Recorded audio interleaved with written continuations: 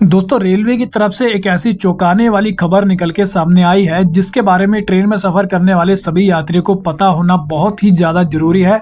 नहीं तो ट्रेन में सफर करने वाला कोई भी यात्री इसका शिकार बन सकता है, क्योंकि मैं आपको बता दूं कि हाल ही में काफी सारे लोगों के पास ट्रेन का टिकट होने के बाद भी टीटी के द्वारा उनको पकड़ा जा रहा है और उनसे भारी जुर्माना भी लिया जा रहा है। इसी कारण अगर आप ट्रेन में सफर करते हैं तो ये वीडियो लास्ट तक देखना आपके लिए काफी ज्यादा इंपॉर्टेंट होने वाला है। अब दोस्तों जैसा कि हम जानते हैं कि अगर आपके पास ट्रेन का टिकट नहीं है या फिर आप बिना टिकट ट्रेन में सफर कर रहे हो तो आपसे जुर्माना लिया जाता है। लेकिन दोस्तों अब जो खबर निकल के सामने आ रही है उसमें ऐसा बताया जा रहा है कि अगर आपके पास ट्रेन का टिकट भी है तब भी आपको पकड़ा जाएगा और आपसे जुर्माना लिया जाएगा। और काफी बड़ी संख्या में लोग इसका शिकार पहले ही बन चुके हैं। Basically Muzaffarpur railway police force ने पटना के एक होटल में छापा मारा और छापे के दौरान इस होटल से 4 लोगों को गिरफ्तार किया गया। इन लोगों के पास से 45 जनरल टिकट, 125 मोहरे यानी कि स्टैंप और दूसरा सामान भी बरामद किया गया है। अब सवाल ये होता है कि ये लोग आखिर ऐसा क्या कर रहे थे जो आरपीएफ के द्वारा इनको पकड़ा गया। तो दोस्तों आपने कभी न कभी ये तो जरूर सुना होगा कि ट्रेन में कई बार लोगों को नकली टिकट के साथ यात्रा करते हुए पकड़ा जाता है। लेकिन दोस्तों पटना के होटल में जिन लोगों को आरपीएफ के द्वारा पकड़ा गया है, इन लोगों ने एक ऐसा नया तरीका निकाला है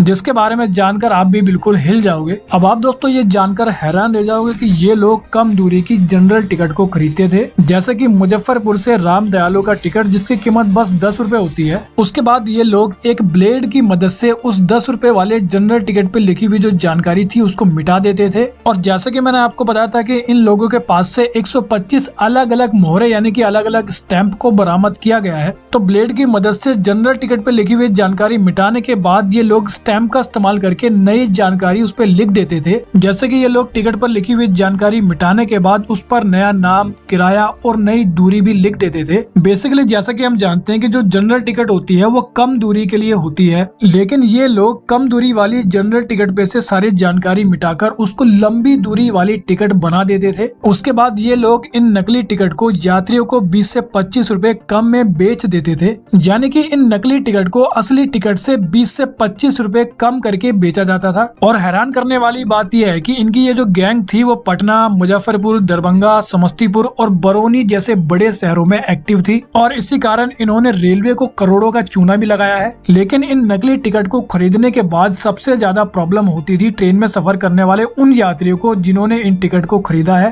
क्योंकि टीटी के द्वारा टिकट चेक करने पर टिकट नकली होता था और इसी कारण यात्रियों से भारी जुर्माना भी लिया जाता था। आरपीएफ के द्वारा बताया गया कि इस गैंग के द्वारा इस काम को पिछले 2 सालों से किया जा रहा था। अब इसमें दोस्तों कुल मिला के सबसे ज्यादा जो नुकसान हुआ है वो यात्री को हुआ है, क्योंकि ट्रेन में सफर करने वाले यात्री ने सबसे पहले इस नकली टिकट को खरीदने के लिए पैसे दिए और नकली टिकट होने के कारण टीटी को जुर्माना भी देना पड़ा। और कई बार जो यात्री ट्रेन में नकली टिकट के साथ यात्रा करते हुए पकड़े जाते हैं उनको ट्रेन से नीचे भी उतारा जा सकता है। तो लास्ट में बड़ा सवाल ये होता है कि यात्रियों को इस नए स्कैम से कैसे बचना चाहिए। तो आपको इस स्कैम से बचने के लिए किसी भी व्यक्ति से ट्रेन की टिकट को नहीं खरीदना चाहिए और रेलवे स्टेशन पर जो टिकट काउंटर होते हैं वहीं से आपको ट्रेन की टिकट खरीदनी चाहिए। इसके अलावा अगर आप ऑनलाइन ट्रेन की टिकट बुक करते हो तो आप आईआरसीटीसी की ऐप या फिर आईआरसीटीसी की ऑफिशियल वेबसाइट से भी ट्रेन की टिकट बुक कर सकते हो। और अगर आप जनरल टिकट ऑनलाइन बुक करना चाहते हो तो वो आप यूटीएस मोबाइल ऐप के जरिए भी कर सकते हो। तो वेल दोस्तों इस वीडियो में इतना ही। I hope you like the video. तो फिर मिलेंगे अगली वीडियो में, जब तक के लिए जय हिंद।